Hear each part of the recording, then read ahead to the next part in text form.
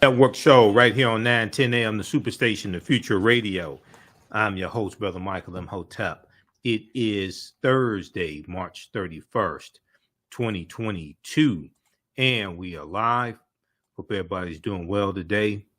Calling numbers 313-778-7600, 313-778-7600 is the calling number if you have a question or comment. All right, so we have a lot to talk about on today's show. You know, yesterday's show, we did an update on what's going on with Will Smith and the screen actor in the Academy, the Screen Actors Academy, the Academy of Motion Picture Arts and Sciences. And we talked about a investigation has been launched. And the Academy, in a statement on Wednesday, said that its board of governors have begun the process of disciplining Will Smith for inappropriate physical contact, abusive or threatening behavior, and compromising the integrity of the Academy. So some more information came out today. We're going to give you an update on what's taking place with that. And there were two articles. They came out this morning from TMZ.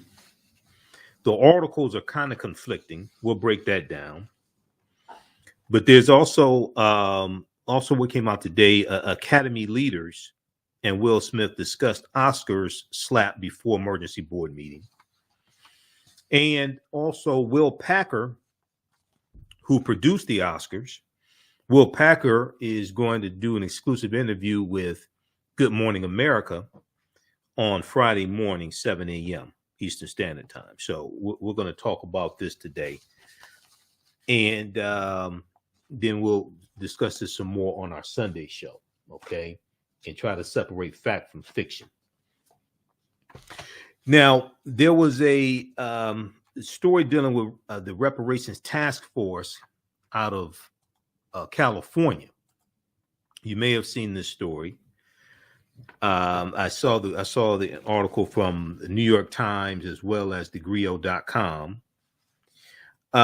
California task force votes to offer reparations only to descendants of enslaved people. California task force votes to offer reparations only to descendants of enslaved people.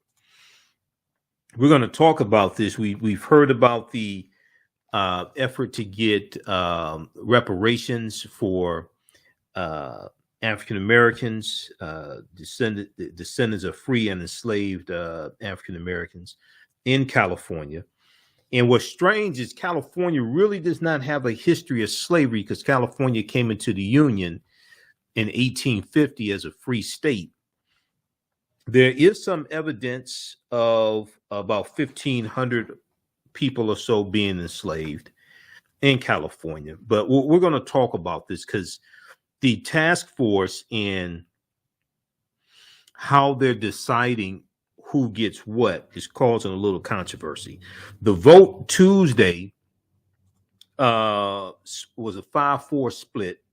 The vote, so they took the vote on Tuesday. It's a 9-person committee, and the vote Tuesday split 5-4, and the hours-long debate was at times testy and emotional. Okay, so we're going to give you some information on what happened there. We see efforts to deal with the legacy of slavery and Jim Crow segregation and racism. We see this taking place in different cities across the country while we continue to push for reparations at the national level. There are steps that states are making and cities are making also. Okay. So we'll talk about this as well. There was an article from the Associated Press that there's a piece from the Associated Press that thegrio.com picked up. We're going to also look at the article from New York Times because they have less ads popping up on me. California panel okays reparations limit for slave descendants. And today on Roland Martin Unfiltered, Roland interviewed the person, Camila Moore, who's the chairperson of this task force also. So we'll talk about reparations in California. We'll talk a little bit about the history in California, the little known story of how slavery infiltrated California and the American West, even though when California became a state in the Union, it came in as a free state. And also, did you know that at one point, California tried to ban all African Americans also? California tried to ban all African Americans as well, all free African Americans.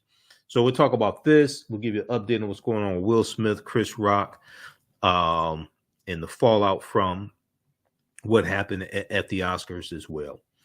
On the African History Network show, we focus on educating, empowering, and inspiring people of African descent throughout the diaspora and around the world, because right knowledge corrects wrong behavior. What you do for yourself, what you do to yourself, and what you allow other people to do to you and get away with is based upon what you think about yourself. What you think about yourself is based upon what you have been taught about yourself. What you've been taught about yourself is based upon everything you've read, heard, and seen about yourself. So when you control the radius of a man or woman's thoughts, you can control the circumference of his or her actions, because the mind can't do or teach what it doesn't know. I was at the Charles H. Wright Museum of African American History today. So some people are watching the video that I did. I went to go see the King Tut exhibit at the Charles H. Wright Museum of African American History. But also, when you walk into the rotunda, there is a display dealing with the Underground Railroad. Okay. So I did a video in talking about the history of the Underground Railroad, things like that. It's on our Facebook fan page, The African History Network, The African History Network. I need to upload this to YouTube. People are watching it. People have been watching it, and breaking down history also. So check that out. And it's on my personal Facebook page as well. All right. So you can check that out. Okay. Calling numbers 313-778-7600. 313-778-7600 is the calling number if you have a question or comment. So I want to go to this first story here. And this is dealing with reparations in California. And I'm also going to play a segment from Roland Martin Unfiltered. I'll be back on Roland Martin Unfiltered on Friday. I'm a panelist each Friday. Okay. So this piece here from the Associated Press, picked up by thegrio.com, is from March 30th, 2022. Wednesday, March 30th, 2022. California panel okays reparations limit for slave descendants. California panel okays reparations limit for slave descendants. California's first in the nation task force on reparations has decided to limit state compensation to the descendants of free people and enslaved people who were in the U.S. in the 19th century, Now, they're going to have to tweak how they're determining who gets the compensation, because 19th century, okay, so you're talking about 1800, basically 1800 to 1899. If somebody came in 1900, they wouldn't qualify. But if they came in 1899, if their ancestors came in 1899, they would qualify. But if their ancestors came in 1900, they wouldn't qualify. But Black people who were in the U.S. in the 19th century, narrowly rejecting a proposal to include all Black people, regardless of lineage. Rejecting a proposal to include all Black people, regardless of lineage. The vote Tuesday split 5-4, and the hours-long debate was at times testy and emotional. Near the end, the Reverend Amos Brown, president of the San Francisco branch of the NAACP and vice chair of the task force, pleaded with the commission to move ahead with a clear definition of who would be eligible for restitution. Now, we're going to continue this on the other side of the break. And we'll also let you know about the online class that I teach on Saturdays and Sundays, online history classes. You listen to the African History Network show. I'm Michael Imhotep. We'll be back in a few minutes. The work that I do is larger than the fashion industry. It's larger than the art world. And I believe that I was born to bring newness into this world. I'm Kaima McIntyre. I'm 24 years old and I'm an artist. I create everything from paintings to jewelry design, metaphysical jewelry to be specific, and fashion design.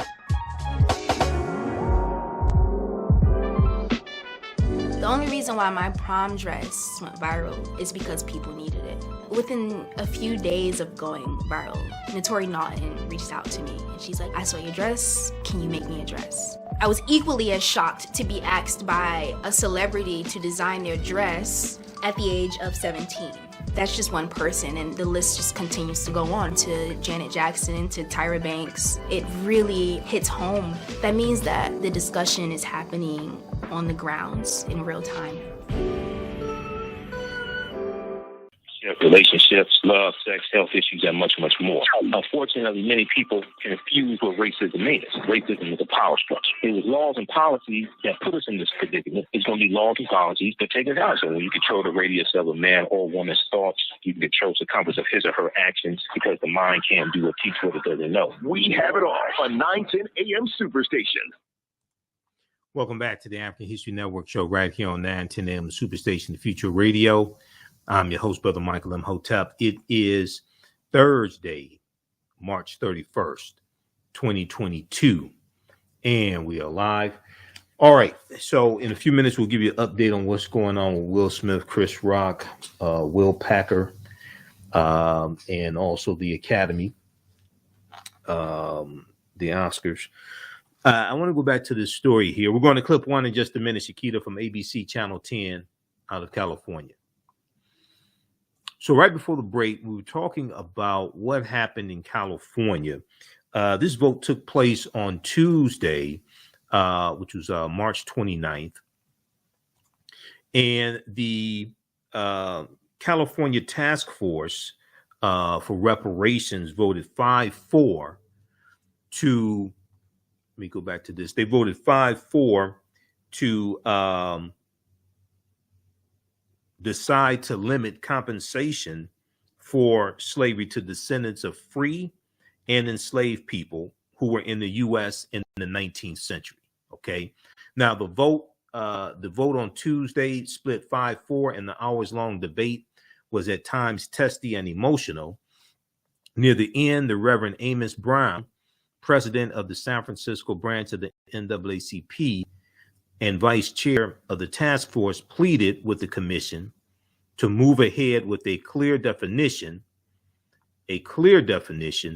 of who would be eligible for restitution. All right. He said, please, please, please, I beg us tonight, take the first step. He said, we've got to give emergency treatment to where it is needed. We've got to give emergency treatment to where it is needed.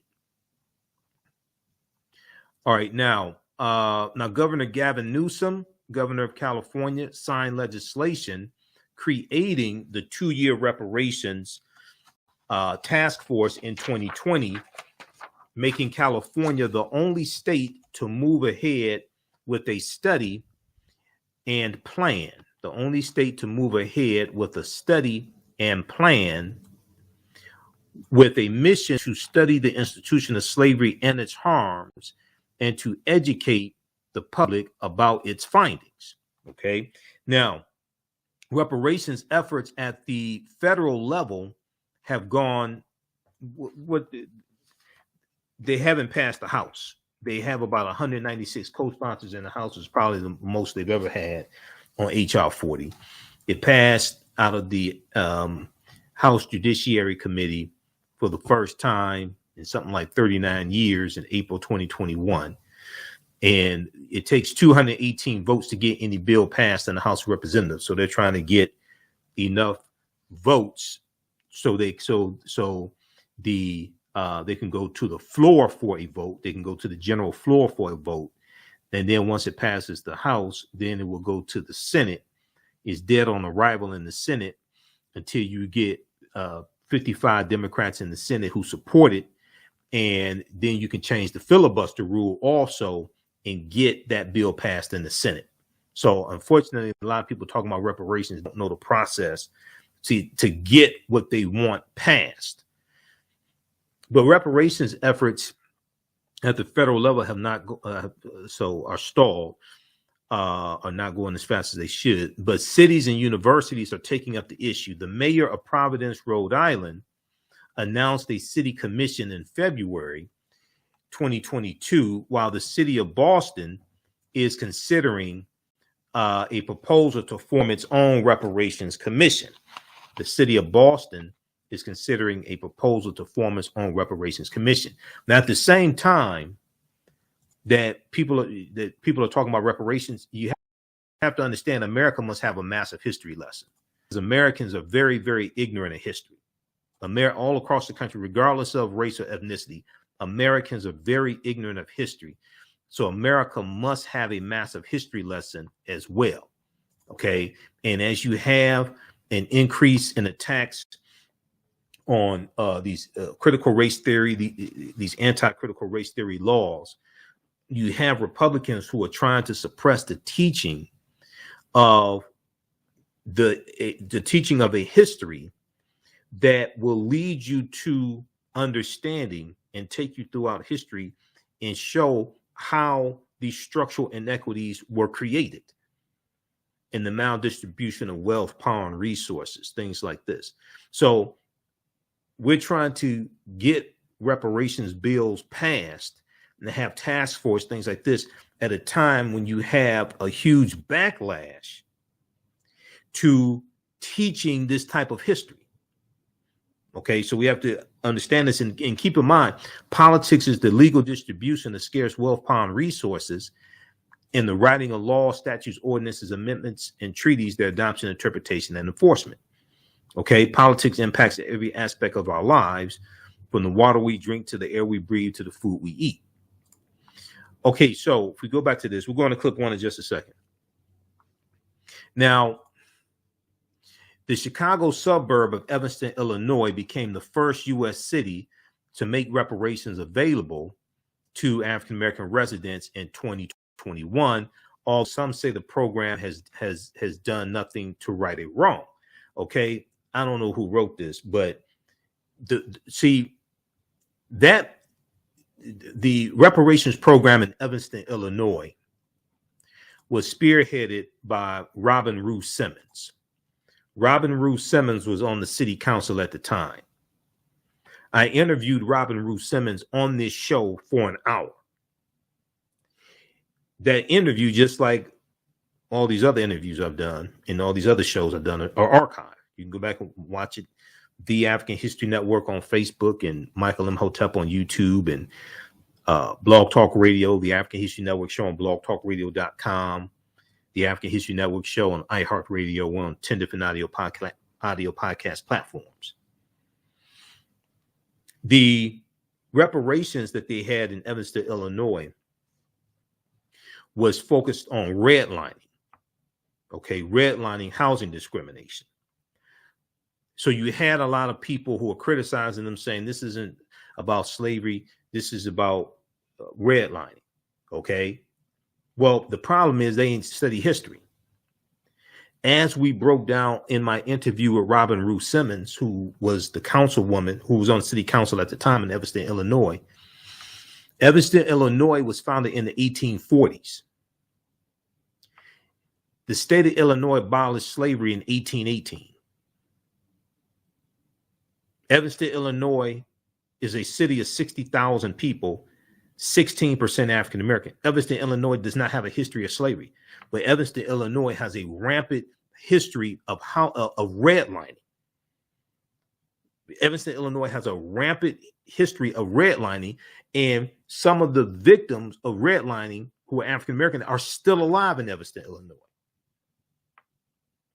That's why they ain't deal with slavery, because they don't have a history of slavery in Evanston, but they do have a rampant history of redlining.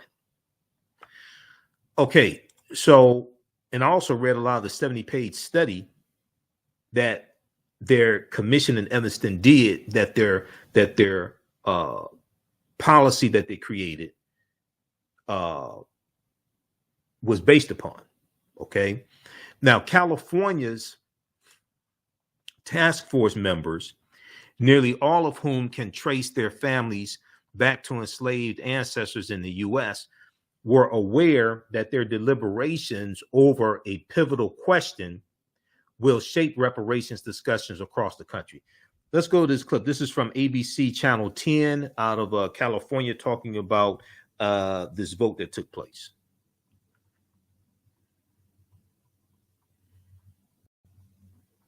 California's Reparation Task Force has made a big decision. Last night, it held a vote on who is eligible for compensation, and the results were close.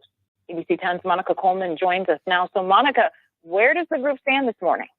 Well, the 9-member task force, by a 5-4 vote, decided reparations will be limited to the descendants of enslaved people. ABC 10 spoke to Camilla Moore, chairperson of the task force, to find out why they decided to base the payments on lineage and not race. Going against the argument, all Black people, regardless of lineage, deserve reparations because of systematic racism in housing, education, and employment. Lineage matters. When we're talking about reparations for the institution of slavery, we're talking about a particular group of people and a particular crime against humanity, that being the institution of slavery as it was enacted and constructed in the United States. The task force also opened eligibility to freed Black people who came to the country in the 19th century due to it may be difficult to prove the bloodline of the time one was enslaved. When it comes to compensation, it could be in the form of free college, assistance buying a home, or launching businesses and grants to churches, but the task force has not voted on a concrete plan. So, Monica, what are the next steps with this? So, Bria, there's a lot of questions still, right? So there will be another meeting today. We'll be following up on that because the task force still needs to talk about how they are going to get reparations out to the people who are eligible and furthering this onward. I can think of a lot of questions that come along with it. So hopefully we'll have some answers on that in the coming meetings. Monica, thank you. Okay, great reporter for Monica for ABC Channel 10 in California. Also, check out this article from the New York Times. California task force votes to offer reparations only to descendants of enslaved people. This is from March 30th, 2022. Wednesday, March 30th, 2022, New York Times. Coming up on a break. When we come back from the break, I'm going to let you hear an excerpt of the interview Roland Martin did with Camilla Moore. You heard Camilla Moore, who is the chairperson of the California Reparations Task Force. She was on Roland Martin Unfiltered today, and I'll let you hear an excerpt of that, and then we'll give you an update on what's going on with Will Smith, Chris Rock, Will Packer, producer Will Packer, and the Oscars. You listen to the African History Network show. I'm Michael Imhotep. We'll be back in a few minutes. Jeanette Davis is a well-established author with 6 published books. Black Survival in White America from Past History to the Next Century was published in 1995, and it delves into the history of African Americans before slavery up to contemporary times. The Great Divide Between Blacks and Whites was released in 2008, and her autobiography, Black Just Like My Mama, was published in 2010. Soulful Journey, The Business of Beings, was released in December 2021, and her 2 latest books, Echoes from the Heart, Love Throws Poetry, and Master Being Human, were both published in January of 2022. Jeanette Davis' writings delve deeply into the psyche of Black people from ancient to contemporary times. She cuts no corners and leaves no stones unturned in relating truth, letting the chips fall where they may on both African and European doorsteps. Order Jeanette Davis's books today at Amazon.com. Search for Jeanette Davis and get to know her work today. What does self-care mean to you? To us, it's an opportunity to reconnect with nature. A chance to create something remarkable. At Sage and Elm Apothecary, our handcrafted skincare and household products immerse you in Earth's sweetest nectar, connecting you to nature in a way you never imagined. See for yourself and visit us at sageandelmapothecary.com. 910, the Superstation, Detroit's only African-American talk radio. Welcome back to the African History Network show right here on 910 AM, the Superstation, the Future Radio. I'm your host, Brother Michael Imhotep. All right. I want to go to, let's see, we're going to go to clip number 2 from Roland Martin Unfiltered in just a minute, Shakita. So cue that up, please. If you like this type of information, you can support the African History Network, $ the AHN show through Cash App, $ the AHN show through Cash App, also through PayPal, paypal.me/the AHN show, paypal.me/the AHN show. Okay. So this helps us keep doing the research, stay on the air, keep broadcasting, pay some of the bills. Visit our website, AfricanHistoryNetwork.com, AfricanHistoryNetwork.com. Also, we have the information right on the homepage of the website. And we have Cash App information as well as PayPal. This is our official Cash App account, $ the AHN show through Cash App, $ the AHN show through Cash App. When you go to it, it says Michael, it shows my picture there. These other ones here are fake African History Network Cash App accounts. That's not. And we have the Cash App link here also in the PayPal button as well.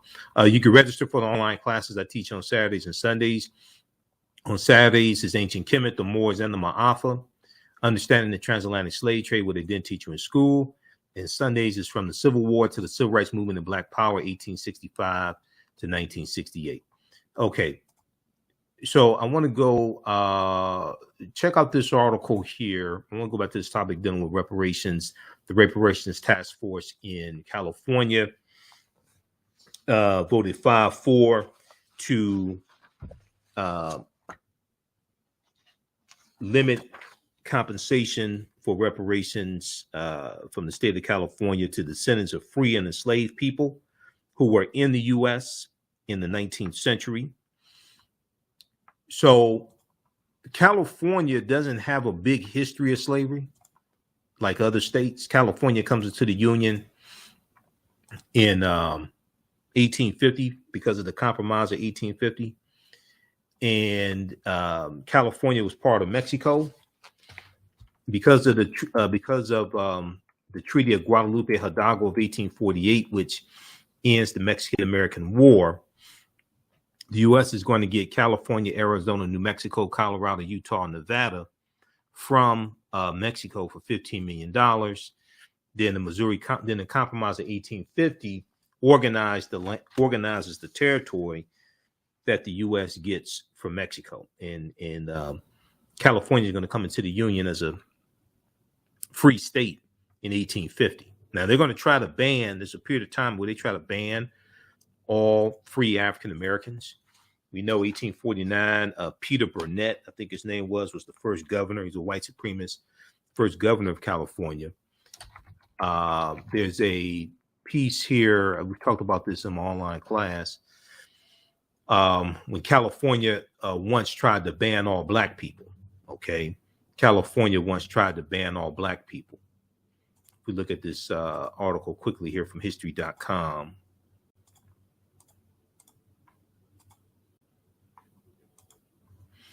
California once tried to ban black people. The new state's leaders banned slavery, but tried to kick free black people out.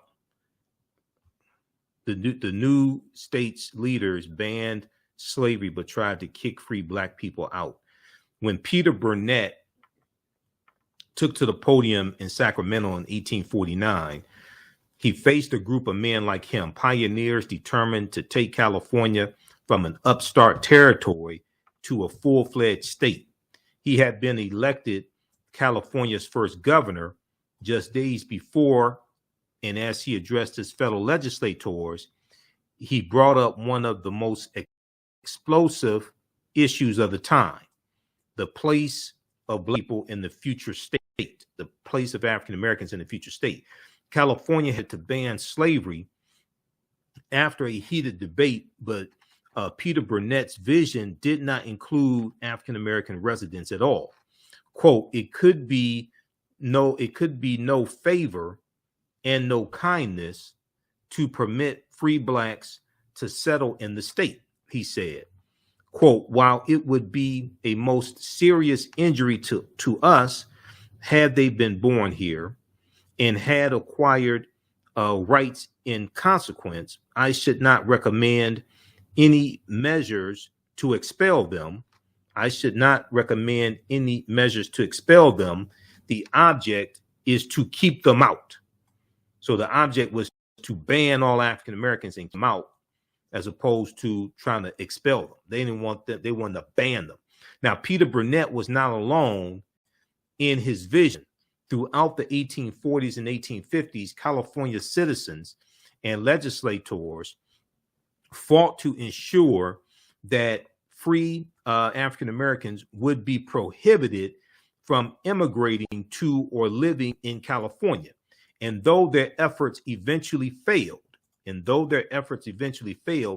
reflected the fear and racism faced by African Americans in the American West. Now, we also know that Los Angeles, California, half the families that founded Los Angeles, California, were Afro-Mexicans as well. Okay. Now, I want to go to face-to-faceafrica.com, has an article on that. Okay, I want to go to this clip here from Roland Martin Unfiltered today. He spoke with Camila Moore, who's the chair of the California Reparations Task Force. Let's go to this clip, Shakita. California's first in the nation statewide task force on reparations voted to limit state compensation in the event it's awarded to the descendants of free and enslaved Black people in the United States in the 19th century. This decision rejects the proposal to include all Black people who would receive reparations. Camila Moore, she's the California Reparations Task Force Chair. She joins us from Los Angeles to explain this decision. Camila, glad to have you here. First and foremost, there was a lot of people who talked on this issue. Dr. Greg Carr was one of the folks who participated in this hearing. How many folks did y'all count who actually testified in this matter on Tuesday? 11 people testified. So 6 of those 11 people were certified genealogists. 2 were Greg Carr and Jessica Ann Ayar, and the other 3 were Marcus Champion, who's a grassroots organizer in California and worked on AB 3121 before it was enacted. Mike Davis, who's a former assembly member in the state of California and advocated for a lineage standard. And then lastly, Kevin Brown, who is an Evanston resident and spoke against a bit about what's going on with the reparations program in Evanston. So the vote ended up being 5-4. So I mean, obviously that's a very close vote. What was the issue? Why was it so contentious? Great question. So the community of eligibility discussion and debate has been kind of looming over the 9-member task force since we first started meeting as early as June of 2021. So we've been having a 10-month debate around eligibility. And the crux of the issue is, or was, should the eligibility standard be defined by a race-based standard? So as you said in your introduction, all Black Californians being eligible for compensation for reparations for the institution of slavery, or should it be based on a lineage standard where if you can trace your ancestry to what we decided on, an African-American descendant of a chattel enslaved person or the descendant of a free Black person living in the United States prior to the end of the 19th century, then you would be eligible. And so ultimately 5 people on the task force voted for the lineage-based standard and 4 voted for a race-based standard. So based upon that, if somebody Black came to the United States in 1899, they make the cut. If they came in 1900, they don't make the cut. Potentially. We still have to work all those details out, but that's what it says. So now here's the issue. How are you going to prove it? How will people be able to trace it? Because what we know is you don't necessarily have clearly defined records for people to be able to search their lineage. So how are you going to do it? So that's a really great question. But first, before I answer that question, I think that oftentimes people don't ask the same question about how do you prove your Blackness, right? And how do you measure Blackness? How do you prove it?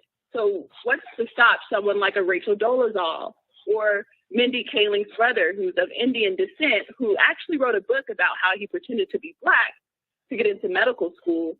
How do you determine who's Black, and why would we be comfortable with the state making those particular determinations? But to answer your question about lineage tracing, when you talk about international law and reparations under international law, one of those tenets is restitution. How do you make a person All right, we'll pick this up on the other side of the break. Back it up about 30 seconds, Shakita, 30 seconds. We'll pick this up on the other side of the break. You listen to the African History Network show right here on 910 AM Superstation, WFDF. I'm your host, Brother Michael Imhotep. We'll also give you an update on what's going on with Will Smith, Chris Rock, the Academy. Also, Will Packer is going to do an exclusive interview Friday morning with Good Morning America. We'll discuss that. We'll be back in a few minutes. Abundant Capital Group is a real estate investment company with over 20 years of experience in real estate. They specialize in two areas of real estate. One, they solve real estate problems with creative financing solutions that give the seller the most money for their property. And two, they show individuals how to get a higher rate of return on their investment capital with real estate note investing. If you are looking to sell or need to sell your property, here is what they provide. Market value offer, even if you have little or no equity. They typically pay all closing costs, which can be thousands of dollars. They close on a date of the seller's choosing, and the seller does not have to be out of the house at the time of closing. They take the property in an as-is condition, and the seller is not required to make any repairs. Give them a call or email them today for a free consultation and see how they can help you with your real estate needs. Call them at 973-475-8488. That's 973-475-8488. Visit their website, abundantcapitalgroup.com. That's abundantcapitalgroup.com. And email them at acg@abundantcapitalgroup.com. Follow them on Instagram and Facebook at Abundant Capital Group. Mental health and well-being have long been a taboo subject in the so-called African American community. So I enlisted the help of mental health experts, thought leaders, and activists to help kill the ghost of Willie Lynch and heal from post-traumatic slave syndrome. We experience trauma a lot of times on a subconscious level. So sometimes something happens to us and we know that it's traumatizing, but we don't really recognize the extent of the trauma. Welcome back to the African History Network show right here on 910 AM Superstation and Future Radio.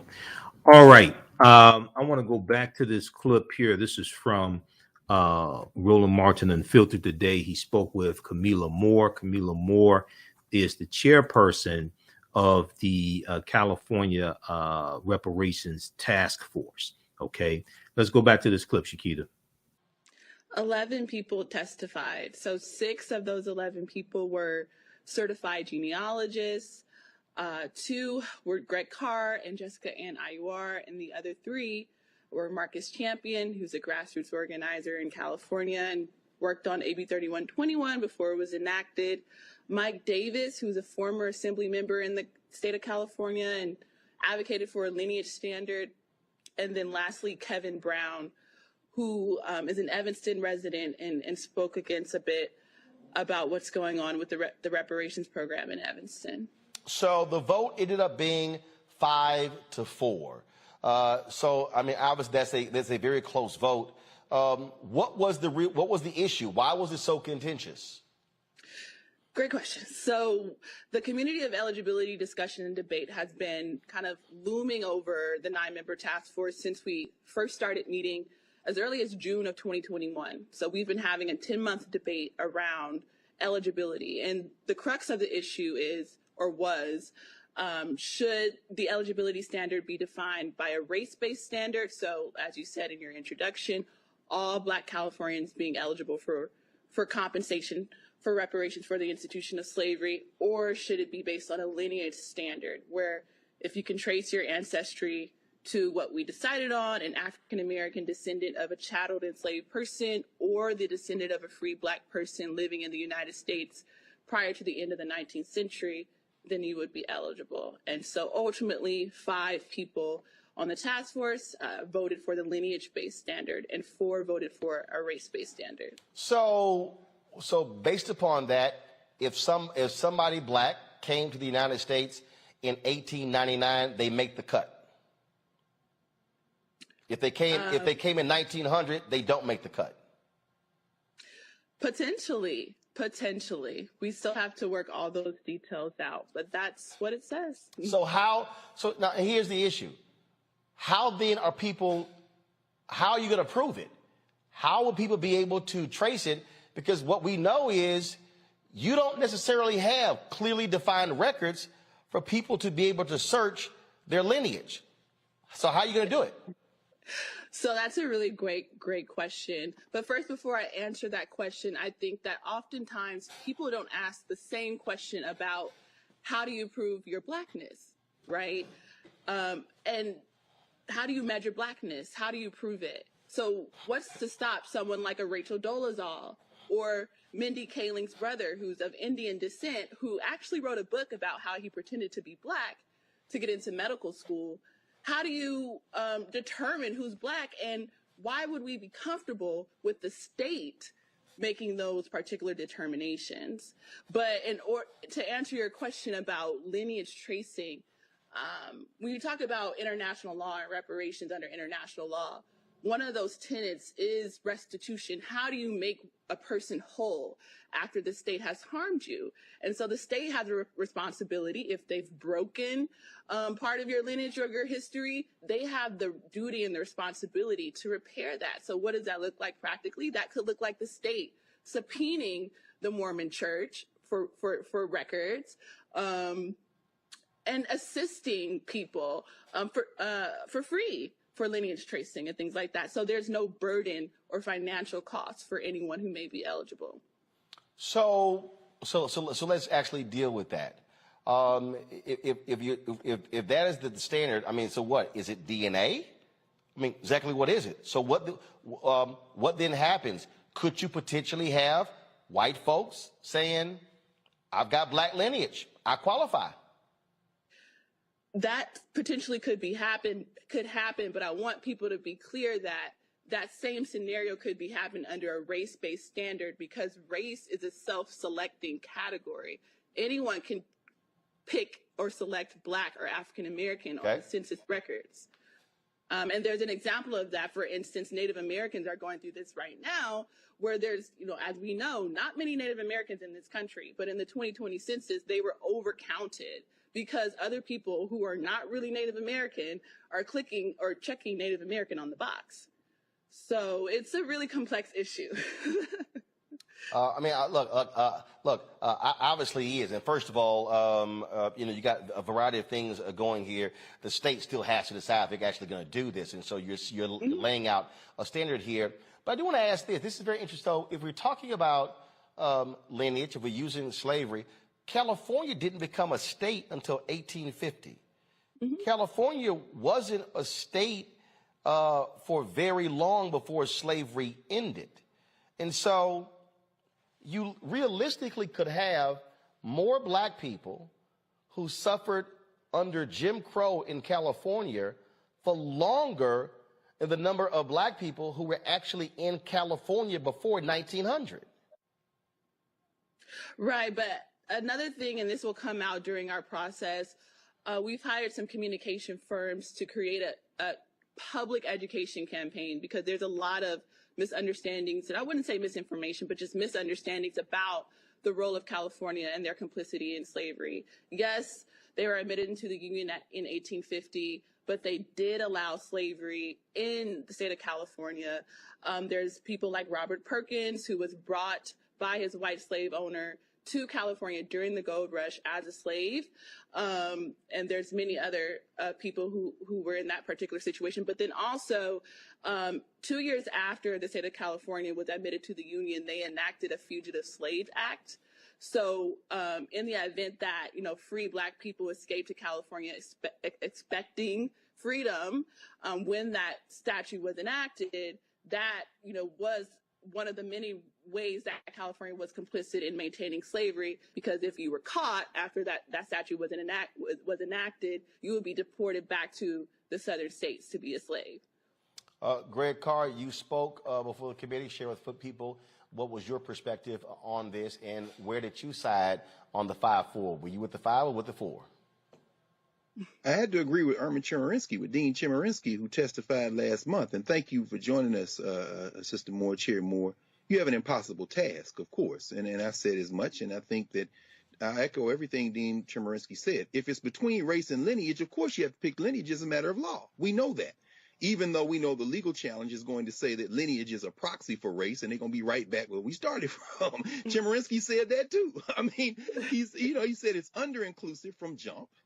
We're not going to be able to document everybody, even with all the resources. He said that he believes that everybody should benefit, but he's thinking about what will be ultimately upheld by the courts. And we know it's going to be strict scrutiny and narrow tailored. So I guess my question, and by the way, Roland, just to answer your question, and in that short period of time, and I agree, I was horribly miscast. I would have much rather been on the legal side trying to work through that rather than get to the point where it's an impossible choice between race and lineage, which we know legally is probably going to be about the same thing. That's what the Native Americans may find out. And plus, none of it allows us to remedy past discrimination, as he walked through with Croson and so forth, and the affirmative action cases.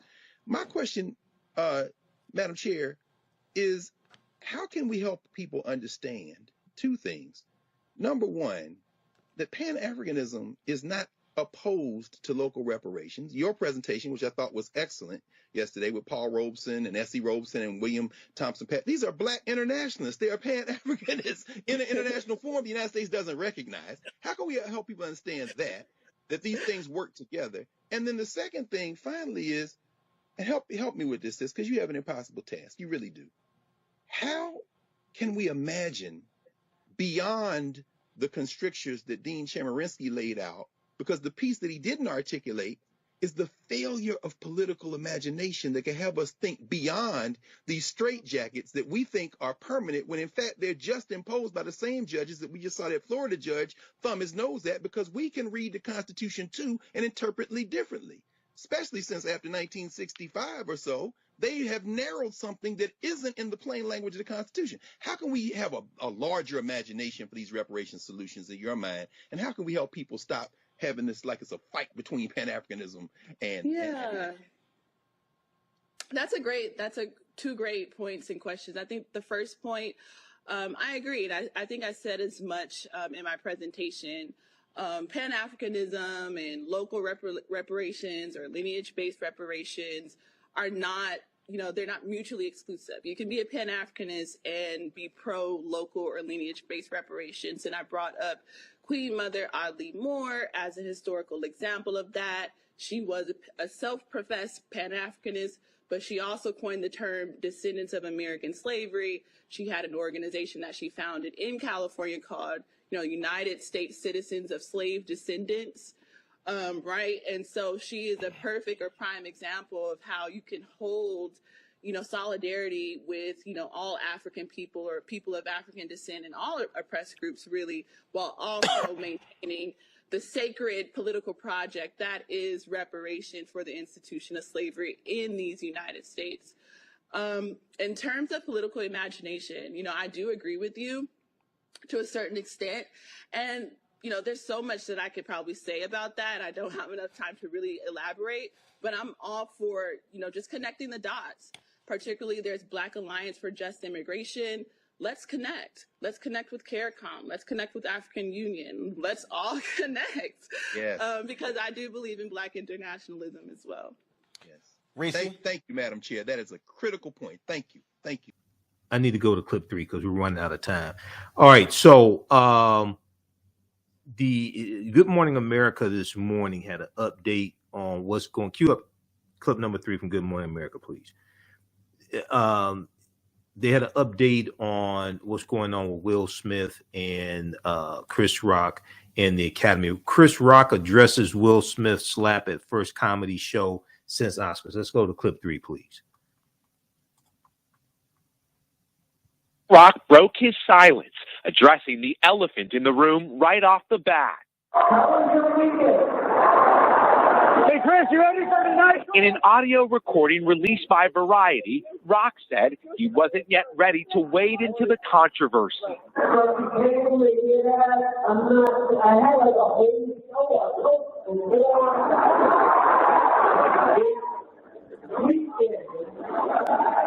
and I'm still kind of processing what happened.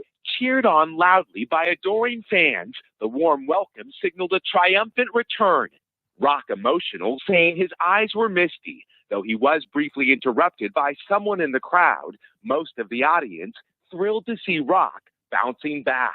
I just want to see how a comedian would handle his first set after an incident like that. Now in the aftermath of the ugly incident, a new bombshell.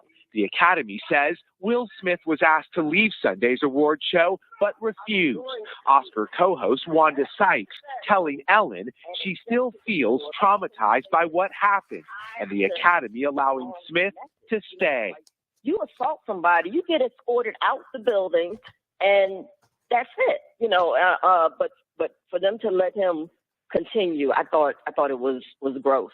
Ellen, also a former host, agreed. You don't let someone do something like that and get away with it and be rewarded.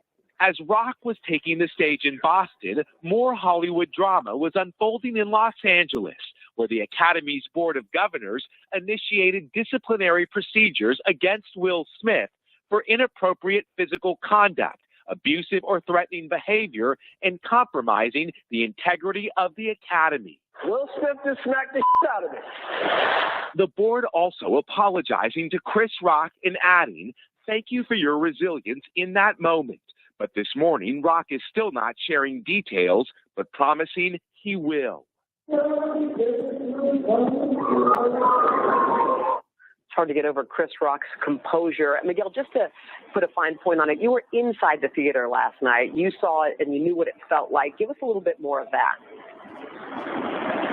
Well, Heather, I can tell you that muffled audio really didn't capture kind of the scene inside. Chris Rock was showered with so much love from that sold-out crowd of about 1,000 people. I can also tell you, as I was leaving the show, we were talking to folks, and one woman told me, that she kind of wished Chris Rock talked a little bit more about that Will Smith incident. But another person said it seemed really classy of him to stay elevated above what happened, regardless of what happened inside. Chris Rock was certainly loved inside that room, Hoda. Yeah, I'm sure. All right, Miguel Almaguer. Miguel, thank you. Yeah, certainly. All right, so 2 articles came out today from TMZ. Okay, so you got one. Well, actually, if we go back, we back up and go back to this article from Wednesday, Wednesday, March 30th. 2022 that has been updated. Will Smith, I'm not going. Academy says he refused to leave officials apoplectic. Okay, apoplectic, I should say. So this article was updated at 4:12 p.m. Eastern Standard Time on Wednesday.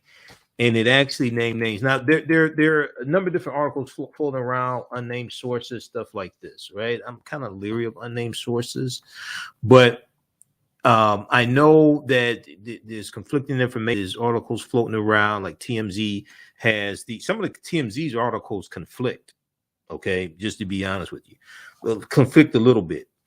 But look at this here. Sources who were present at the Oscars tell TMZ the 2 Academy officials who told Will Smith to leave were David Rubin, the president of the Academy, and Dawn Hudson, the CEO of the Academy. Okay, and this is the Academy of Motion Picture Arts and Sciences.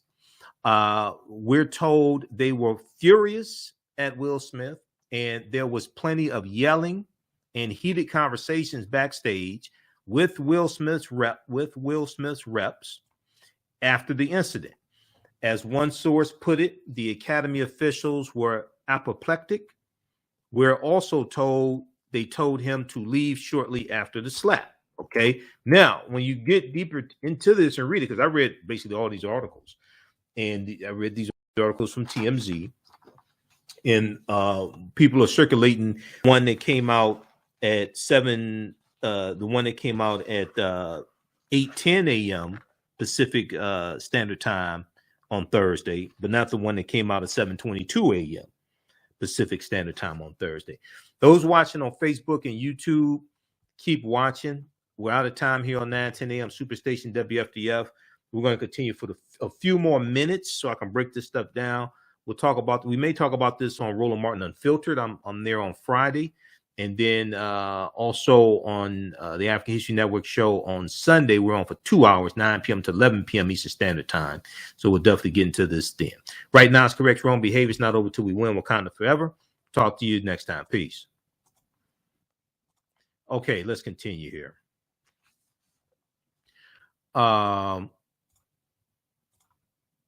Okay, let's continue. So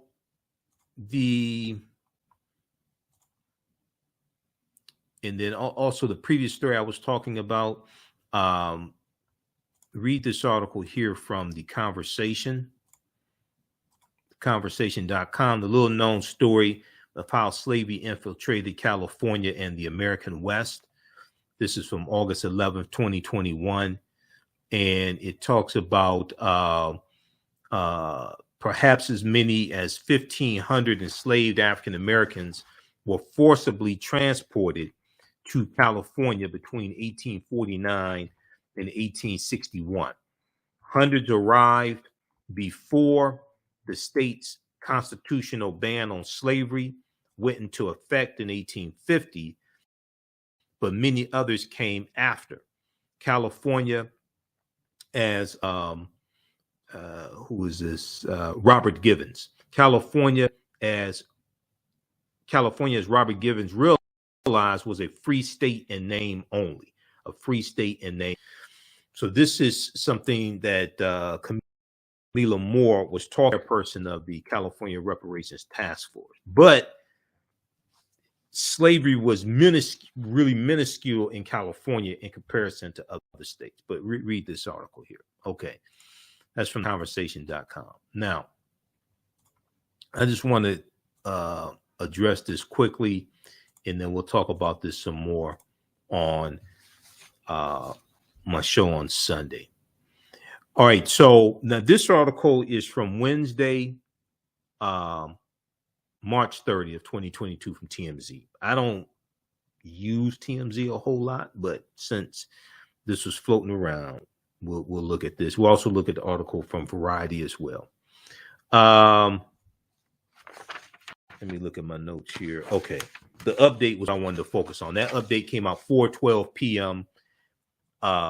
Pacific Standard Time, and it named names. David Rubin, the president of the Academy, and Dawn Hudson. We look at this other article here. This one here came out Thursday morning, March 31st, 7:22 a.m. Let me pull this one up. This is called Academy Never Considered Forcibly Removing Actor After Slap. Academy never forcibly considered removing actor after slap.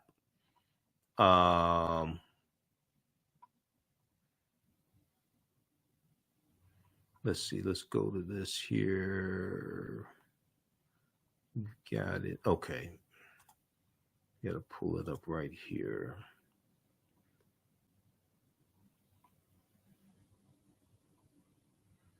This is from TMZ also. Now, one thing I noticed, I went and looked at articles from NBC News from March 30th, Wednesday, March 30th, NBC News that reported the Academy that Will Smith refused to leave, things like this. I looked at articles from New York Times, NBC News, Washington Post. Those articles did not update as of right before me coming on the show, those articles did not update their reporting saying the Academy lied. So when I see something like that and reputable sources don't reflect something that TMZ says, that tells me there's something wrong with the reporting. They didn't update and say the Academy lied. And that's an anonymous source also that TMZ is citing saying the Academy lied. But anyway, and also I checked the Academy's Twitter page. They haven't updated anything on their Twitter page. All right.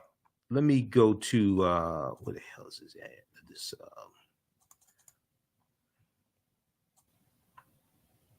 okay, this one right here. So this one came out Thursday, 7:22 a.m. Pacific Standard Time. I read it pretty much as soon as this article came out. Academy never considered forcibly removing actor after slap. March 31st, 2022, 7:22 a.m. Pacific Standard Time. So they're 3 hours behind Eastern Standard Time. So if we look at this very quickly here, Will Smith was asked to leave the Oscars. We know that, but despite his refusal to leave the Dolby Theater after he slapped Chris Rock, forcibly removing him was never an option, TMZ learned. Removing him was never an option, TMZ learned. Now, LAPD was on site, but LAPD was never called to intervene and forcibly remove him. LAPD sources tell TMZ the cops who were inside the venue were never consulted about removing Will Smith, something we're told that would have been done if the Academy wanted him out one way or the other. All right. Now, what happens is when you research this, you see that there were one group of Academy leaders who wanted him removed. There was another group of Academy leaders who didn't want him removed, and they're arguing back and forth backstage, and they're arguing with Will Smith's representatives.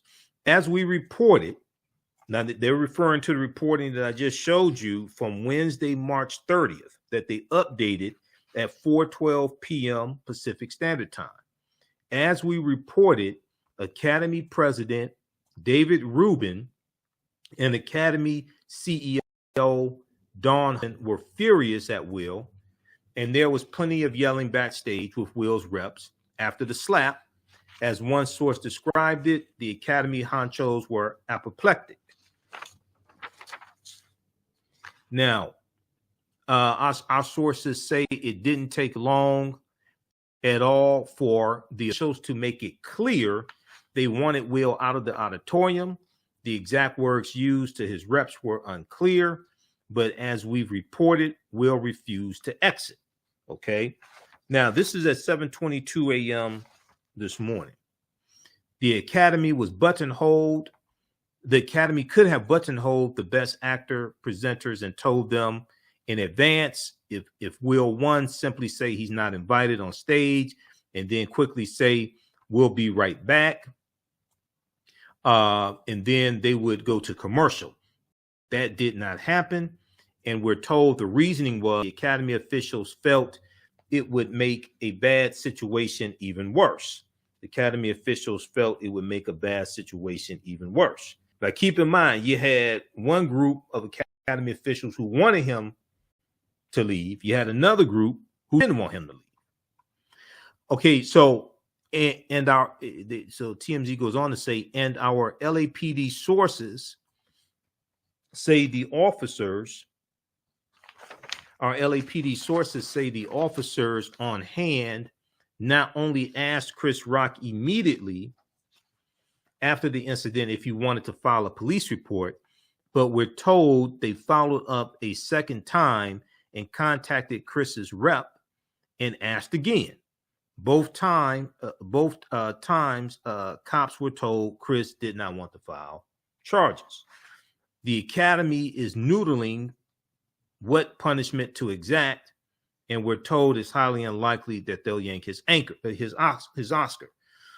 The more likely punishment would be denying him the right to attend next year and present the Best Actor award. Okay. Now, this reporting came from TMZ at 7:22 a.m. this morning. Academy never considered forcibly removing actor after slap. All right. Now, they ain't go back and change this and say the Academy lied. They ain't go back and change this and say the Academy lied. The article from Wednesday, March 30th, that I just showed you that was updated 4:12 p.m. They ain't go back and change that and say the Academy lied. Now, let's look at this article that came out from TMZ at 8:10 a.m. Thursday, March 31st. So this came out basically it was like 50 minutes after the other one. Okay, let's look at this other one here.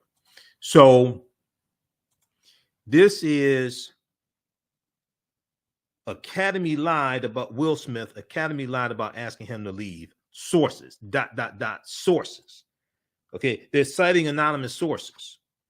Okay, so let's look at this one. And let me pull this one up here. Just a second here.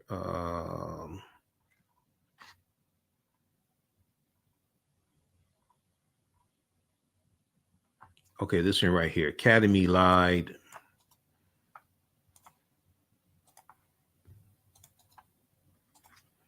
So this one came up about 50 minutes after the other one that I just showed you. Just came out today as well.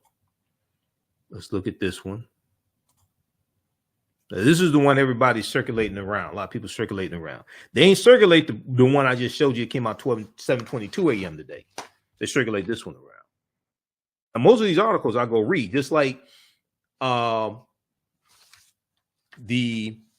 assertion that Will Packer asked Will Smith to stay. Okay. And, you know, some people are saying, oh, that just came out today. No, it ain't come out today. The article I showed you on Wednesday from deadline.com that came out Tuesday, March 29th, talks about it in there. And it talks about how Whoopi Goldberg said that she agreed with Will Packer's decision to let Will Smith stay. That was Tuesday. They ain't just come out today. So this is the one that's floating around. Now, once again, when you go look at the reporting from New York Times, NBC News, I looked at NBC News a number of times today, even this evening, they haven't updated their reporting to reflect, oh, the Academy lied.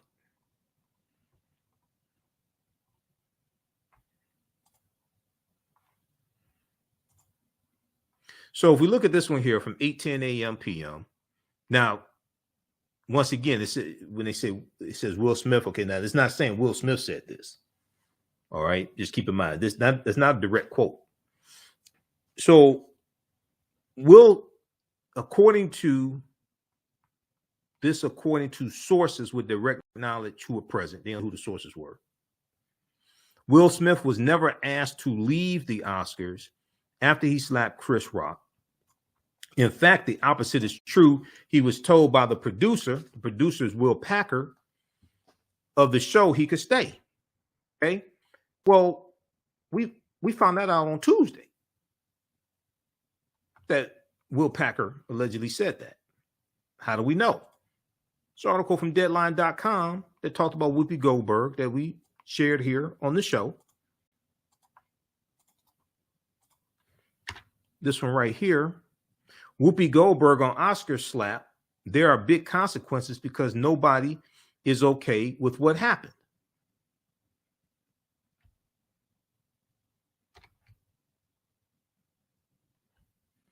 This is from March 29th, 2022, 9:02 a.m. Remember, I showed you this article yesterday. Let me pull this up here. Showed you this article on our Wednesday show, Wednesday, March 30th show. Whoopi Goldberg on Oscar slap. There are big consequences. Nobody is okay with what happened. All right. And she said this on The View. Okay. Now, this article is from Tuesday, March 29th. Let's look at what happened. I want to zoom in here on Will Packer.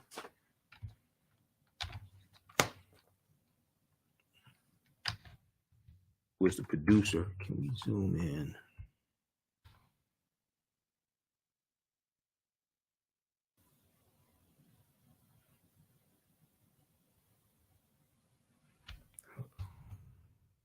Take this. Okay.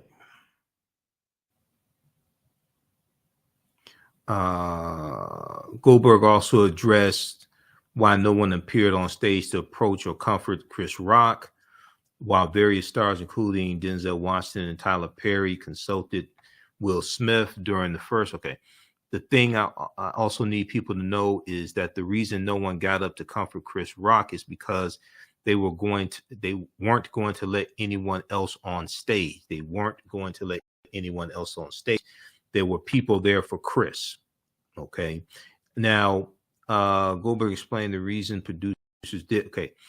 So right here, she went on to say the reason people went over to Will Smith is people thought, oh my God, is he having a break? Do we need to get him out?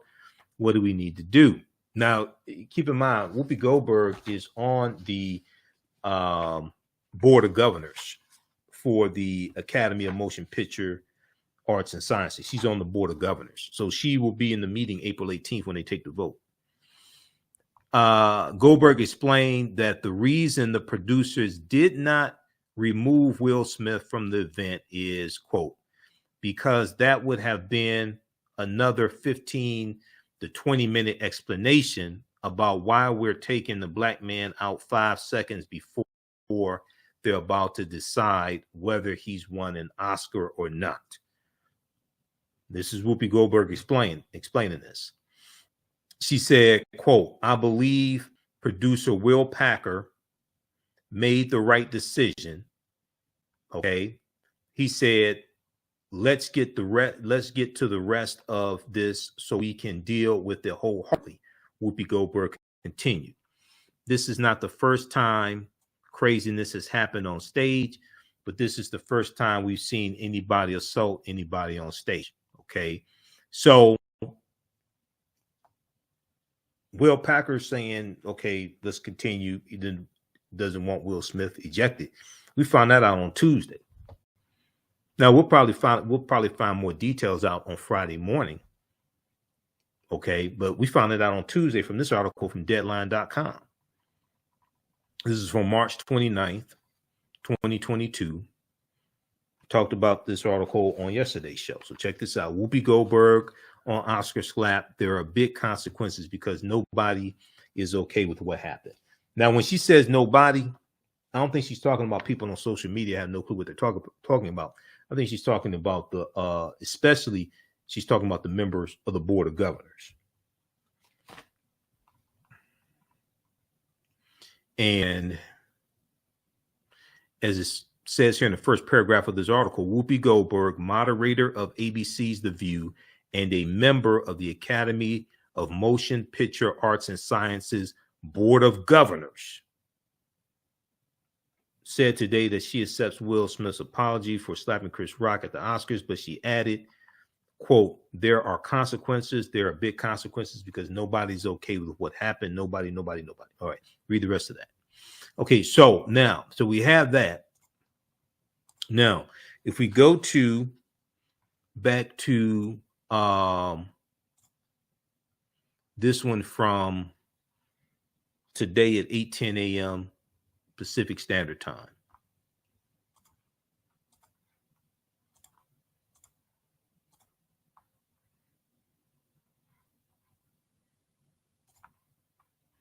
Academy lied about asking him to leave sources. This is based upon anonymous sources.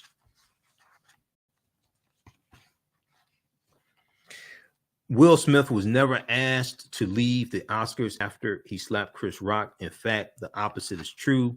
He was told by producer Will Packer of the show he could stay. We found that out Tuesday.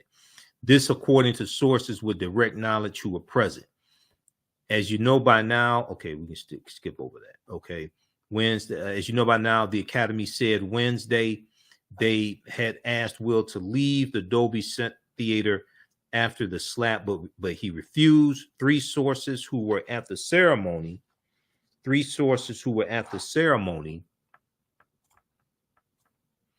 and witnessed various conversations tell TMZ, quote, yes, after the slap, Academy officials were backstage with Will's rep, and there were heated conversations about what had gone down. We're told there was a split among officials. Some did want him booted, but others did not. There were various discussions during several commercial breaks, but they never reached a consensus. They're going back and forth arguing. Okay, you got one group of Academy officials that want him booted, another group that don't want him booted. They can't come to an agreement, but it's clear that the president and CEO, David Rubin and Don Hudson, it was clear that they wanted him booted. Okay. Now, okay, we're told Will was aware there was talk about asking him to leave the theater. During one of the commercial breaks, we're told Oscars producer Will Packer, African-American Will Packer, walked up to Will and said, quote, we do not want you to leave, end quote. This is according to TMZ sources. Well, we found out something to that effect on Tuesday from the article from Deadline.com. Now, Will Packer walked up to Will Smith just after 8 p.m., around 35 minutes after the slap. That's when he told Will he could stay, according to our sources. Will won the Best Actor award around 5 minutes later. It's interesting, the Academy's first statement about the incident never mentioned Will Smith's name. As the day went on and outrage grew, the Academy became more aggressive and went in hard on Will Smith, saying he took an aggressive stance and refused to leave. Now, I'm not sure which initial statement, because I've been on their Twitter page, and there was a statement going back to Monday saying that they will launch a formal review. Actually, Detroit Free Press had that article. We talked about it yesterday. Academy launches formal review after Will Smith slaps Chris Rock on the Oscar stage. They released a statement on Monday. The Academy condemns the actions of Mr. Smith at last night's show. Let me pull this up for you. So we talked about this yesterday. Now, this is from March 28th, Monday, March 28th, 9:15 a.m. Eastern Standard Time, and it was updated March 29th, which was Tuesday. Okay. But if we look at this one here, Detroit Free Press picked up from the USA Today. Okay, this article here that we talked about on yesterday's show.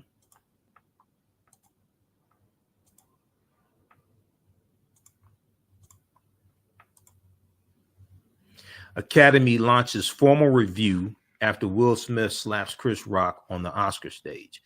This is from originally March 28th, Monday, March 28th, 2022, 7:18 a.m. Eastern Standard Time. Detroit Free Press picked up from USA Today. The article is updated Tuesday, March 29th, 9:15 a.m. Eastern Standard Time.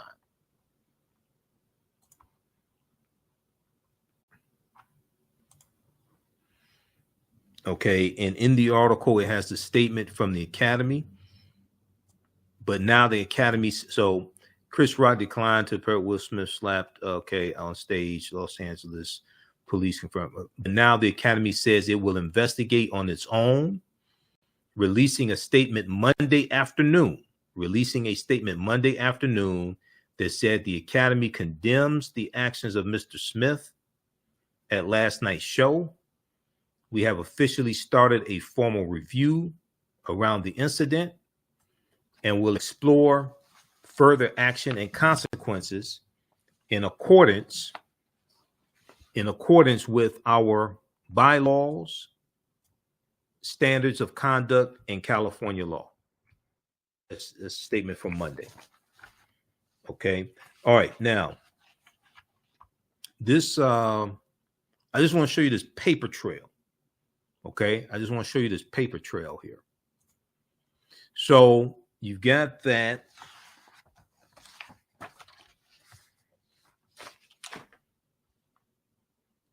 So we have the one from TMZ from 7:22 a.m. Thursday morning. Then we have the one from 8:10 a.m. Thursday morning. When you go through and read all of them, they don't really contradict each other. When you find out that on Tuesday, Will Packer asked them to stay. When we found that out, the Will Packer asked them to stay Tuesday. Now, Thursday, March 31st, 2:52 p.m. Eastern Standard Time. This comes out from Variety.com. Let's pull this up from Variety. Academy leaders and Will Smith discussed Oscar slap before emergency board meeting. Let's go to, okay, let's pull this one up here from Variety.com.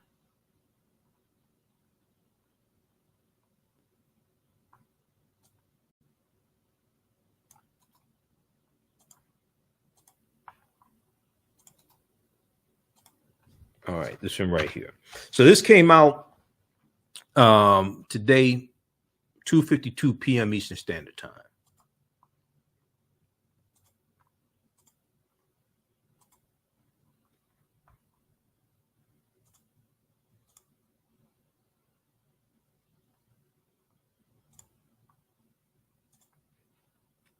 Okay, Academy leaders and Will Smith discussed Oscar slap before emergency board meeting. Exclusive. Before I'll be, man, these ads gonna kill me. Can we close this stuff out, please? Leaders of the Academy of Motion Picture, Arts and Sciences met with Will Smith on Tuesday, March 29th, to discuss his attack on Chris Rock. Individuals with knowledge of the matter told Variety.com. Academy President David Rubin and CEO Dawn Hudson talked to the actor on Zoom about the fallout from the assault during Sunday's Oscars telecast. The talk lasted roughly 30 minutes, according to a source. Another source familiar with the meeting said only that the conversation was brief. Now, Will Smith apologized again to David Rubin and CEO Dawn Hudson. He apologized again.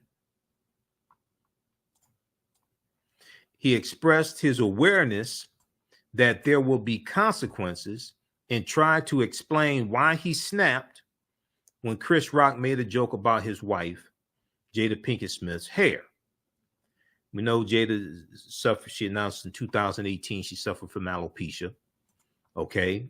Alopecia is an autoimmune disease, as we explained on Monday's show, Monday, March 28th, as we went through and broke down and explained alopecia can cause the hair, clumps of hair to fall out. It can be very painful as well. Now, at this time, once again, it's not clear if Chris Rock knew that Jada had alopecia. Now, attendees at an emergency meeting of the Academy's Board of Governors on Wednesday, March 30th, did not recall David Rubin or Don Hudson mentioning their talk with Will Smith on the previous day. Following the meeting, the Academy announced that Smith had violated the group's code of conduct and faced suspension, expulsion, or other sanctions. Suspension, expulsion, or other sanctions. The Academy also said it asked Will Smith to leave the ceremony following the incident, but he refused. Others disputed the characterization of events, with sources saying the Academy's request was not explicitly made and that producer Will Packer urged the actor to remain. This reporting from Variety came out once again at 2:52 p.m. Pacific Standard Time today, a few hours after the reporting from TMZ. Once again, it talks about Will Packer urging him to stay, but we found out Tuesday from the article from Deadline.com that Will Packer asked him to stay. And we know that there was one faction of Academy leaders who wanted him booted, another faction that wanted him to stay, and they're arguing back and forth with each other backstage. Okay, the Academy also said it asked Smith to leave the ceremony following the incident, but he refused. Others disputed the characterization of events, with sources saying the Academy's request was not explicitly made and that producer Will Packer urged to remain. Variety previously reported that. Now, Will Smith went on to win. He gave a 5-minute speech. It seemed like 15 minutes. Actually, I watched it live. I thought it was 15 minutes. It was only 5 minutes. I thought it was 15 minutes. It was a good speech, but hell, I thought it was 15 minutes, in which he seemed to liken his behavior to his character, Richard Smith, father of Venus and Serena. Richard Williams' defense of his daughters, tennis greats, Venus and Serena Williams. Okay, so he goes on, love will make you do crazy things. He said, to do what we do, you've got to be able to take abuse. You've got to be able to have people talk crazy about you, etc. All right. Now, okay, we know he apologized on Monday. We know Chris Rock, that there was a fake apology floating around on social media, purported to be from Chris Rock. Is not. People, you can go to these people's social media pages. If they put out an apology, it's going to be on their social media page. Their official social media pages with the blue check mark is going to be there. Okay. I went to Chris Rock's Instagram page, Facebook. There was no apology there. Will Smith, apology there. Okay. That's on their official social media platform. So people just manufacturing BS just to elevate their social media platforms, just creating fake apologies. And then one of Chris Rock's spokespeople came out and said that's a fake apology. He has not apologized. Okay, so there's a whole bunch of stuff just floating around. I actually go through and do research as much as I can. You can go through and follow a paper trail with this stuff. We'll find out more from the Good Morning America interview that Will Packer is going to do on Good Morning America Friday morning, 7 a.m. Eastern Standard Time. And we're going to definitely talk about it here to separate fact from fiction. Okay. To separate, not deal with all this just simple Simon ass nonsense floating around, but to really separate fact from fiction and show you like how you can go research this stuff also. Okay, so you don't fall for a lot of this nonsense floating around.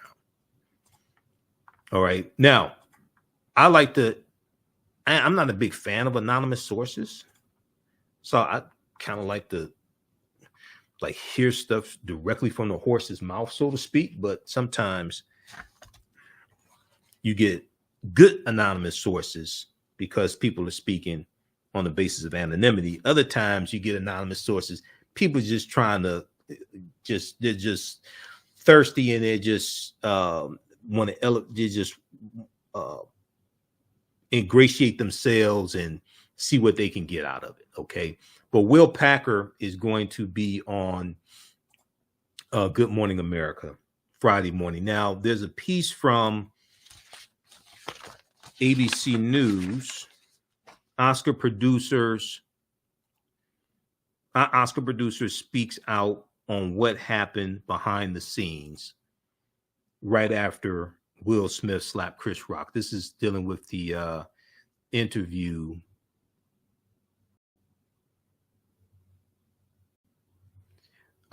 This is dealing with the interview that Will Packer did. And where is that article? Hold on. Where is that from? ABC News. We've got it. Variety has a version of this article also.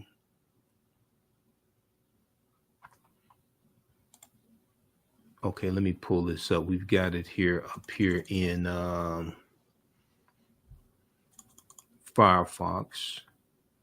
Okay, this one right here.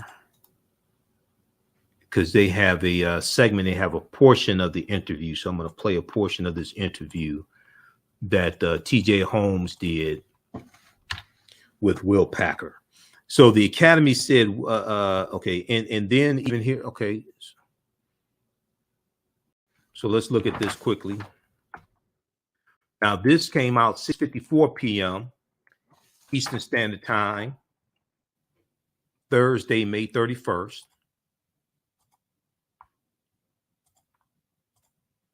The article didn't say the Academy lied. Oscar producer. Now to that ABC News exclusive. The producer of the Oscars. Okay, pause it right there. Oscar producer speaks out on what happened behind the scenes right after Will Smith slapped Chris Rock. Quote, the Academy said Will Smith refused to leave the ceremony after the incident. Okay, now this is 6:54 p.m., hours after TMZ came out with their two articles. This doesn't say the Academy lied. Oscar producer Will Packer is speaking out about what happened behind the scenes moments after Will Smith slapped comedian Chris Rock on stage for making a joke about Jada. Okay. In an interview with Good Morning America, Will Packer said Los Angeles police were prepared to arrest Will Smith, but Chris Rock was dismissive about pressing charges. Okay, in the statement, okay, we know that. This is just a very, very brief article. Will Packer, who led the show's first all-black production team at the 94th Academy Awards, told Good Morning America that he did not speak with Will Smith directly the night of the Oscars, okay? On Wednesday, the Academy released a statement saying Will Smith asked to leave the ceremony and refused. The Academy announced that its board of governors initiated disciplinary proceedings against Smith, quote, for violations of the Academy's standards of conduct, including inappropriate physical contact, abusive or threatening behavior, and compromising the integrity of the Academy. So hopefully the interview with Will Packer should be very revealing, and it could clear up some information that we're getting from anonymous sources. That's why I'm leery of anonymous sources. But here is this segment from ABC. Now to that ABC News exclusive. The producer of the Oscars, Will Packer, speaking out for the first time about what happened after that infamous slap. And tonight, what comedian Chris Rock told an emotional crowd at his first performance since the incident. Here's ABC's Kana Whitworth. Oh, wow. Tonight, one of the producers of the Oscars revealing exclusively to ABC News exactly what happened behind the scenes moments after Will Smith slapped Chris Rock on stage for making a joke about his wife, Jada. Will Packer, who led the show's first all-black production team that night, speaking exclusively to TJ Holmes, saying the LAPD came to his office and spoke to Rock. They were saying, this is battery was the word they used in that moment. They said, we will go get him. We are prepared. We're prepared to get him right now. You can press charges. We can arrest him. They were laying out the options. And as they were talking, he was being very dismissive of those options. He was like, no, I'm fine. He was like, no. And even to the point where I said, Rock, let him finish. The LAPD officers finished laying out what his options were.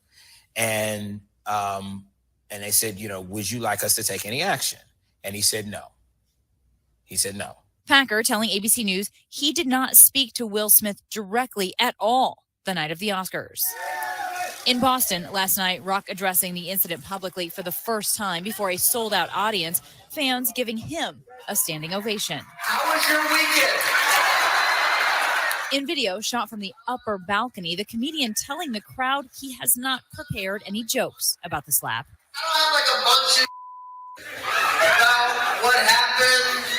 I'm still kind of processing what happened, so at some point I'll talk about it.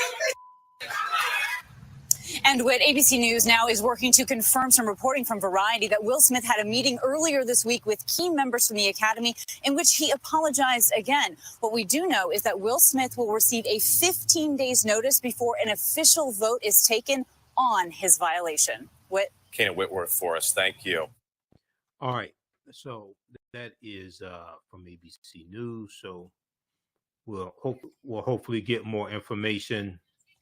We'll hopefully get more information from the interview with Good Morning America, and we'll talk about it on Sunday and try to separate fact from fiction as much as possible and not deal with sensationalism and simple Simon-ass nonsense.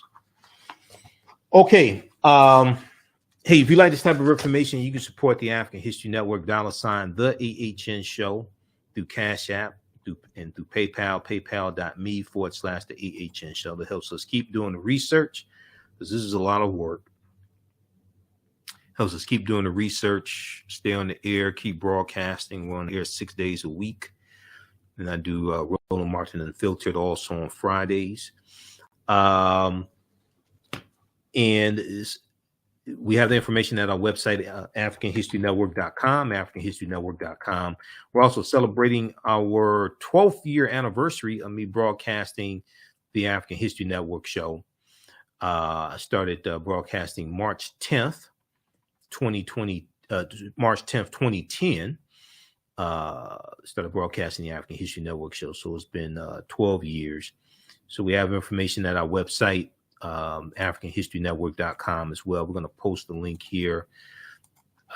And we have the information how to listen to the show when we're on as well, Monday through Friday, 11 p.m. to midnight, Eastern Standard Time, Sundays, 9 p.m. to 11 p.m. as well. Click here to listen to audio podcasts. Download the iHeartRadio app, search for the African History Network show. Also, give us a thumbs up, give us a heart, give us a like. You can give us stars now also on these broadcasts. I set that up today. You should be able to give us stars on Facebook. And where's the information here for right here? Okay, Cash App and PayPal. We've got that right there. You can register for the online classes I teach on Saturdays and Sundays, online history classes, ancient Kemet, the Moors, and the Maafa, understanding the transatlantic slave trade, what they didn't teach you in school, and from the Civil War to the Civil Rights Movement and Black Power, 1865 to 1968. Okay, so we deal with thousands of years of history in those classes. And I do a PowerPoint presentation. We have book references, articles, video clips. You can watch from around the world. You can use this information with your children also.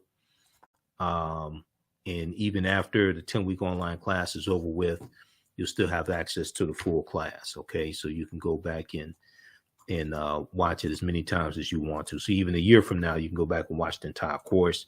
We have a bundle pack. You can register for both classes for only $100. So the classes are regularly $130. We have a bundle pack. You register for both classes for $100. That's a $260 value. If you've taken any of my online classes in the past, email me at AHNShow@AfricanHistoryNetwork.com, AHNShow@AfricanHistoryNetwork.com. And you'll get a 50% discount also. All right, we have to get out of here. Remember, at the African History Network, we focus on educating, empowering, and inspiring people of African descent throughout the diaspora and around the world. Because right now it's correct wrong behavior. It's not over till we win. Wakanda forever. I'll be on Rolling March and Unfiltered on Friday. And then we'll be back here live on Sunday, 9 p.m. to 11 p.m. Eastern Standard Time, the African History Network show. All right. Talk to you next time. Peace. Jeanette Davis is a well-established author with 6 published books. Black Survival in White America from Past History to the Next Century was published in 1995, and it delves into the history of African Americans before slavery up to contemporary times. The Great Divide Between Blacks and Whites was released in 2008, and her autobiography, Black Just Like My Mama, was published in 2010. Soulful Journey, The Business of Beings, was released in December 2021, and her 2 latest books, Echoes from the Heart, Love Throws Poetry, and Master Being Human, were both published in January of 2022. Jeanette Davis' writings delve deeply into the psyche of Black people from ancient to contemporary times. She cuts no corners and leaves no stones unturned in relating truth, letting the chips fall where they may on both African and European doorsteps. Order Jeanette Davis's books today at Amazon.com. Search for Jeanette Davis and get to know her work today. What does self-care mean to you? To us, it's an opportunity to reconnect with nature. A chance to create something remarkable. At Sage and Elm Apothecary, our handcrafted skincare and household products immerse you in Earth's sweetest nectar, connecting you to nature in a way you never imagined.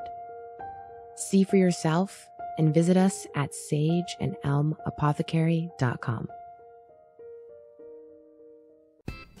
iRedify is a Black-owned digital platform that showcases Black and Brown cultures and people.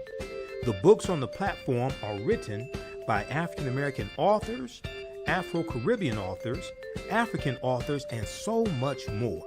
Kids 14 and under can read ebooks, listen to audiobooks, and complete learning activities. Kids can even write in the books digitally. Get unlimited access to everything on the platform for only $8.99 a month at iRedify.com. Sign up for your membership today.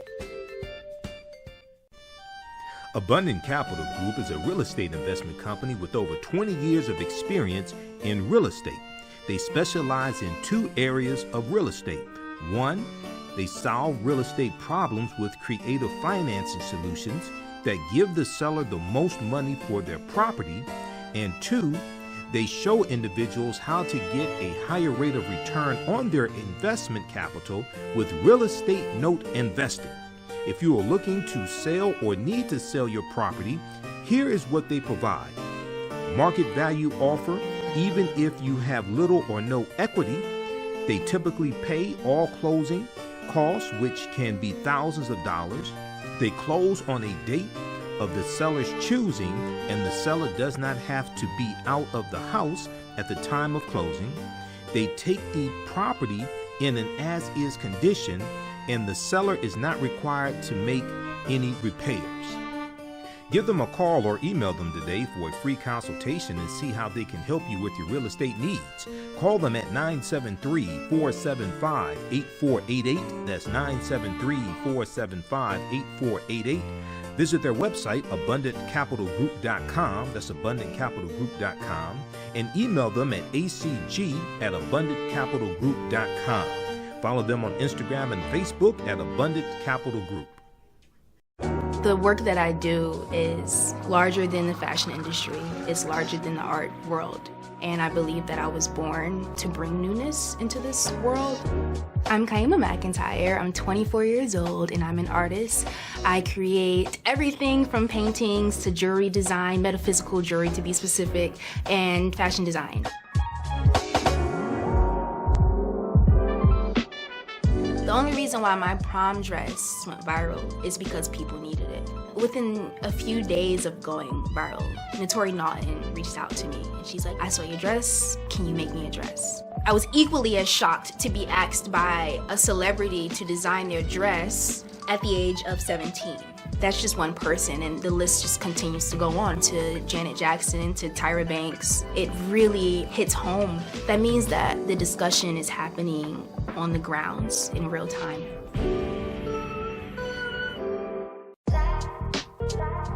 STEM Forward, helping our community find their place in the emerging fields of science, technology, engineering, and mathematics. Join us for our monthly live stream on our website, stemforwardedu.org. Watch, subscribe, share.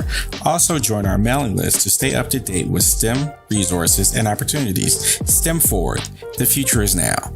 Watch, subscribe, share.